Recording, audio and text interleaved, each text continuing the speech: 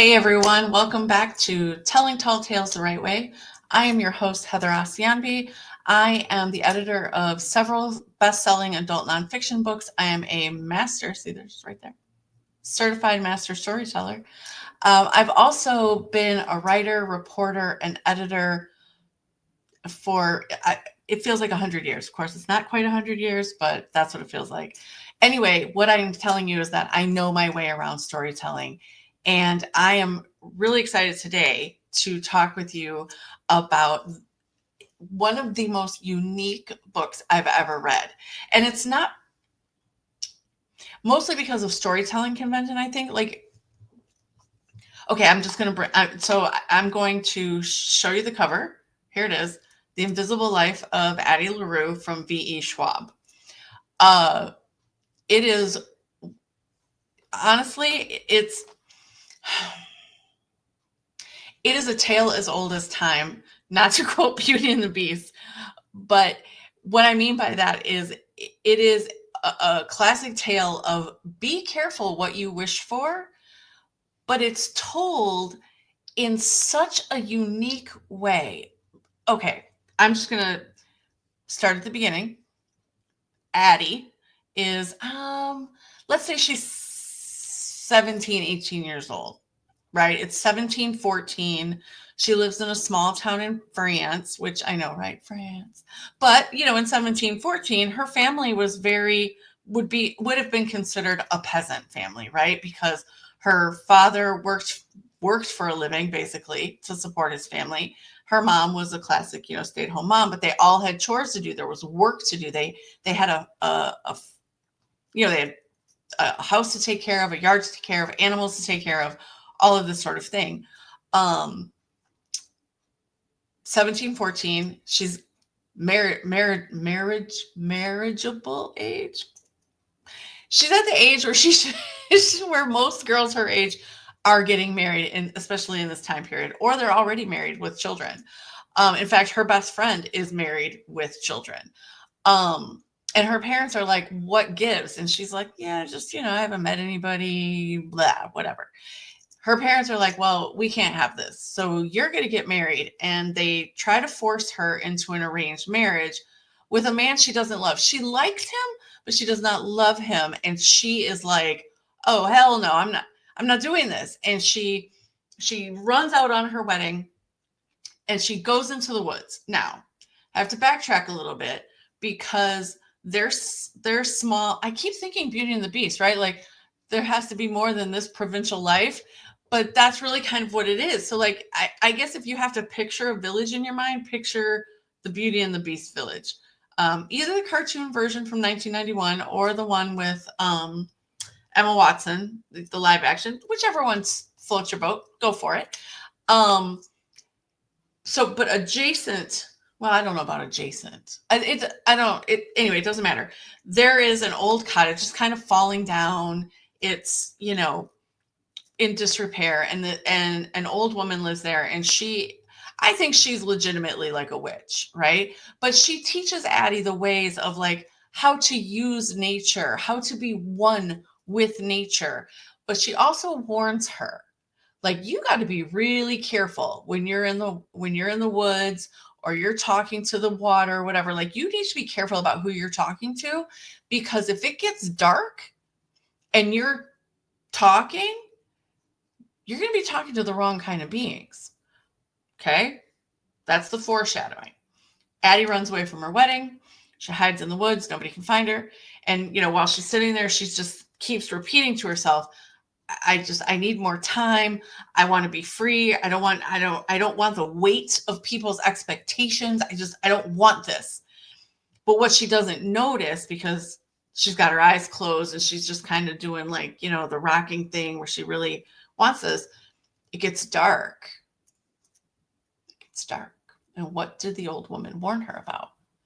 Don't be careful of the time of the sun setting and it getting dark, because if you're in the woods and you're talking about what you want or what you hope for or whatever, you got to be careful who's listening. And sure enough, I don't know, I've read some things that they describe the gentleman, because he does appear in like human form, right? And here's another thing. Okay, I have to say this. So if Addie realizes many, many years later that she kind of manifested this being or brought him to life in a certain way, because for the past few years she's been sketching this like tall, dark, and handsome stranger who's going to come and take her away from this provincial life. And when he shows up, he is like her imagination and her drawings come to life, right? Now she is a young girl. Well, she's a young woman who has lived a very sheltered life, and this charismatic, cosmopolitan man shows up and starts telling her he can give her more time. He can give her the freedom she desires, free from expectations. And she's like, oh, yes. Addie. This is where be careful what you wish for comes to bite her in the butt. When she goes back to her, I forget if she goes back to her parents' house first or if she goes to the old woman's house. Doesn't matter. Anyway, doesn't matter. So she goes either one. But when she gets back there, nobody knows her. It's like she never existed. When she tells her mother, I'm your daughter. I'm your daughter. And her mother is like, how could you be so cruel? I think they lost a child, and then Addie was their only surviving child. So she's like, how could you be so cruel? We never, we haven't had any more children, or we don't have any right now. Right? I think that's what it is. And when she goes into the workshop where her father, it's a wood workshop. He makes things. And she goes, and there's the figures that she made, like she actually made them before she made this whole wish thing. She can't touch them. They go right through her as if she's a ghost, which of course scares the hell out of her, because then she's like, oh my God, what am I a ghost? No, sweetie, you are as corporeal as you were before you went into the woods running away from your wedding. But what it is that as soon as people lose sight of her, they forget all about her. So the beginning of the book is really about her. And she says this more or less in this way multiple times. She says she's testing the boundaries of her curse, right? Because now she has no family. She has no home. She has no job. And even if she had a job, if she walked away from the job, the people who hired her would never know who she was. So she's like, oh my God, I need clothes. I need food. I need shelter. And prospects for women in 1714 were pretty dang limited. So, she turned to the world's oldest profession, as it is termed. And then her demon shows up. I call it, so he's been referred to as the devil. I don't think he's the devil, though. I don't know if he's a demon or if he's just a malevolent god. I don't know. I never actually figured that. I didn't really care enough. Well, that's not true. I cared, but either definition fits. I think demon or malevolent god, either way, I think they fit. I don't know about the devil so much. So what the story does then is it follows Addie through the years and how her demon, I forget his name. Dang it. I just looked it up right before I came to record this. I forget what it's called. Anyway, we'll call him, is it James? It might be James. Anyway, we're just going to call him James from now on. So periodically James shows up, because the deal is, once Addie says that she is done with this existence, because, oh yes, and in addition to people forgetting her, she's also immortal.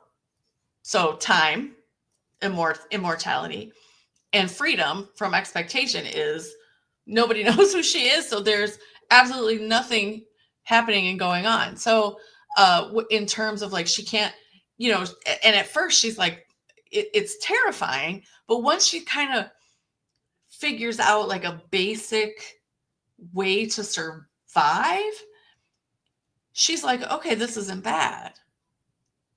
And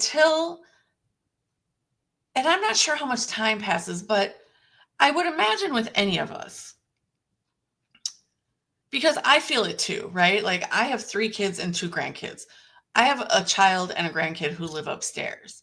And you never get out from under the weight of expectation as a parent. And then it's magnified, albeit in different ways, when you're a grandmother or a grandparent. So I can imagine how liberating it would feel for more than a hot minute to be like, whew, I don't have to answer to anyone. Like, that doesn't suck. That doesn't suck at all. So I can see it. Like, I could vibe with Addie a little bit while she's kind of figuring all this out. But after a while, she is crushed with loneliness. So now she's going through a new phase of this, I guess the road to acceptance, right? Like maybe the 7 stages, 5, 7, whatever, the stages of grief. But it's not really grief. She does mourn her old life because she misses her parents. She loves her parents. They don't know she exists. Her best friend welcomes her into her home as a stranger, and the best friend's new baby is fussing, and Addie picks the baby up and she's like, oh, baby, calms the baby down. But when her best friend leaves the room and then comes back, she doesn't know Addie, and she's like, who are you? You're a stranger and you're holding my child? Like, what the heck, right? So as Addie moves on from the grief of losing the people closest to her, including the old witch, who, despite her having magic at her fingertips, also doesn't know Addie. Once she starts to adjust to that, now she's realizing she adjusts to that. She's like, okay, that sucks. And she starts grieving and she's very sad about it. But then the freedom kind of invigorates her. And she's like, man, this is not bad, right?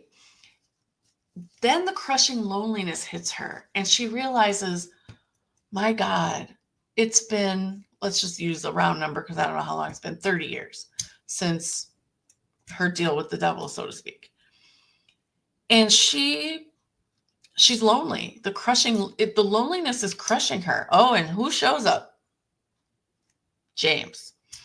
And he's like, are you ready to give up? You ready to say you can't take it anymore? Because that's another part of the curse.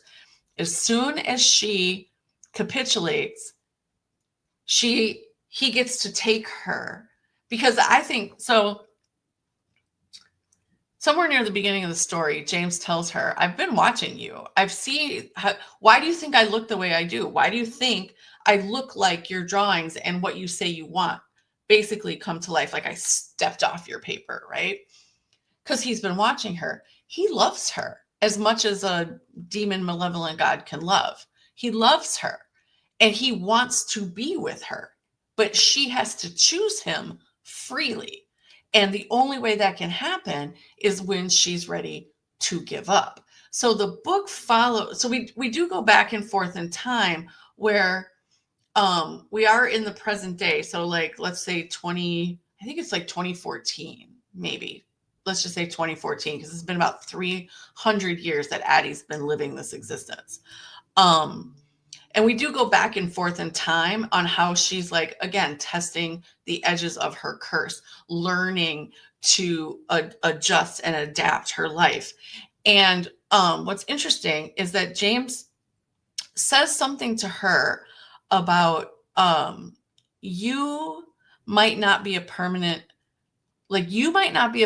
fixture, but ideas have life or something like that. And it takes her probably, she ruminates over this phrase for about 50 years before it kind of clicks. Like, what could that mean? And what I found fascinating that the author did with this is I don't know if V.E. Schwab, I almost said V.S. V.E. Schwab does is he or she takes, excuse me, takes famous poems, famous stories, famous drawings and paintings, and he molds the history of those works and pieces to be what Addie finally realizes is that and song lyrics too, right? Like she forms a relationship with a singer-songwriter, only of course every morning the singer-songwriter doesn't remember her name and sheepishly is like, did we hook up last night? Like what happened? And she's like, yeah, we kind of did. And and she's at the piano playing this. So the singer-songwriter thinks this is a one-night stand.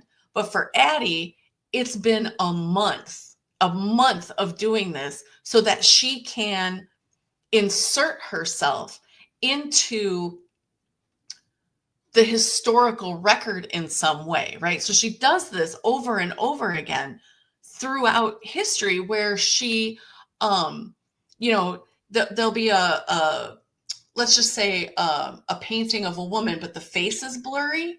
It's because the curse says that no one can remember her. Painters, artists, they can't accurately describe her. So what they come up with is these beautiful works of art of a woman who might be, I was going to pose like one of those, like, oh, was that on the Titanic? Like, paint me like one of your French ladies, right? Like she might be doing this in a painting, but her face might be turned away. And so like, the viewer, 50, 100 years later is viewing this gorgeous piece of art, but we can't see the face of the subject. It's because it was Addie, but she can't be known. So anyway, okay, so that's what happened. So then in 2014, or is it 2014? Anyway, it doesn't matter. Modern day-ish, 10 years ago, whatever. She meets a young man. He runs a bookstore. Because she can just go into clothing stores or whatever, she goes in, she puts on new clothes and she walks out. She can never be arrested for shoplifting because the people in the store forget about her as soon as she walks out the door and they lose sight of her. So this young man runs a bookshop and she steals a book and walks away and she doesn't expect to hear him, but he calls after her. He calls after her and she's like, what is happening? He remembers me. And then she's like testing him a little bit. And he's like, yes, I see you. You're right here. You stole my book. What's the deal? They start a relationship. Turns out he also has a deal with James, the malevolent god demon dude. And so for whatever reason, he has allowed this young man to know Addie. And he is dying. He has some type of like brain aneurysm or something, I believe. Anyway, he has his own deal. I think he was supposed to die like imminently, and he made a deal with James to live for a year. And so he and Addie have their year. And then Addie makes a new deal with James where she says, if you let him live, I will come and be yours. And, for a malevolent god who has lived forever and seen some things, he agrees surprisingly quickly for this deal. He's like, yeah, that sounds like a great idea. I love it. Let's do it. Right? And while Addie has very complicated feelings for James. On the one hand, she really hates him. Like if he was a human, she would kill him is what I think. On the other hand, he's really all she's got in this world. And her stubborn pride won't allow herself to give up. So even though it seems like she is giving up with this deal, that's not really what's happening. She's got a plan. So, okay, so let's talk elements of every great story, right? Sharply drawn, well-defined characters who do go through character growth. Even James, the malevolent god demon dude, he goes through he has a character arc, which is refreshing, right? He's not just this I'm evil, right, for the sake of being evil. Like he has a character arc. Then we have Addie, who starts out as a very naive young girl and grows into a woman of the world who still wants love and is she believes there is someone in the world who will be able to remember her. And so when she finds him, I think in New York, they live in New York, she's blown away by this. It confirms her faith all these years that it was going to happen. Of course, is she pissed off that it turns out to be a manipulation by James? Yes, of course it does. But here we are. And then we have the world, right? So very well drawn characters, even the young man who she falls in love with, and for the life of me, I cannot remember his name. We'll call him Matt. I could actually be right, but maybe not. Don't quote me. Matt is also very well drawn. He has a rich back life, and you know how actors are like, what's my motivation? He has a very rich backstory. He learns Addie's secret. Addie learns his secret. They are both fully aware of each other's deals with James. And then as long as, well, let me refine Addie's deal with James. If you let him live, he can forget about me. I don't need him to remember me, even though, so they decide to write Addie's story down. Matt and Addie decide to write Addie's story down, except Addie can't do it. She can't type on the computer. I think she can type, like she can actually hit the keyboard. I'm typing on mine, like you can actually see me. So she can type on the keyboard, but then nothing appears on the screen. She can grab a pencil and write, but nothing is there. So Matt is the one who writes it down, and he writes it down longhand in a notebook so that her story can live. So anyway, okay, so there's that. So she makes the deal with James. If you let him live, he can forget about me. Well, no, I think she wants him to, no, he can remember her, but he gets to live and she will be with James. But it's a setup, right? Addie is using James against himself. She knows there will come a time when I'm trying to think of how to phrase this. She's flipping the tables on him is what I will say. And even though she loathes James, she loves him too. And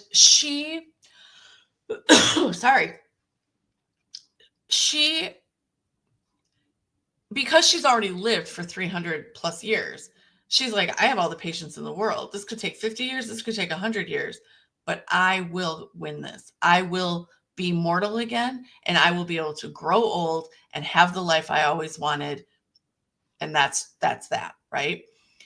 And that's pretty. And then Matt goes on. We're just going to call him Matt. Goes on to publish Addie's story as, you guessed it, The Invisible Life of Addie LaRue. So that's the story, and it is fantastic. And the reason I had to just show you a screenshot of the book is because I was trying not to accumulate more books. So I've been reading a lot of things like on my tablet, which, it's not this. Yeah, it's fine, but it's not really the same. So, but anyway, okay. So coming up, oh my God, I'm so excited for the next 4 episodes are 2-parters each. First one is with our very own Dr. Tachi, where we talk about all things Queen Charlotte. So that's episodes 5 and 6. And then Cindy Rodriguez Constable joins me for episodes 7 and 8, where we break down Paradise, which is a series on Hulu that recently wrapped its first season. And it's a roller coaster. Okay, anyway, thank you for joining me. I can honestly, if you're looking for a really good book that you can sink your teeth into, that's going to take a hold of you and really transport you to another time and place, but it's not a time and place that's so far removed it's hard to recognize. I mean, we recognize the world because, we know history, right? Like France, we can imagine what France might have been like in 1714 based on the history that we know of the world, with the Western world, the, European world of that time. We can guess what the mid 1800s would have been like for her, the beginning of the 20th century, mid 20th century, right? Like we know these things based on history. So it's not a world we don't know. It's just a world that we can see it through entirely different eyes because of Addie's immortality and her curse. So I just can't recommend this book enough. It's so good. And if you do read it, I really am interested. I need to know what you think about it. So, and if you have read it, tell me in the comments because it's really, really good. All right, guys, I will see you next week for a little bit more Telling Tall Tales the Right Way.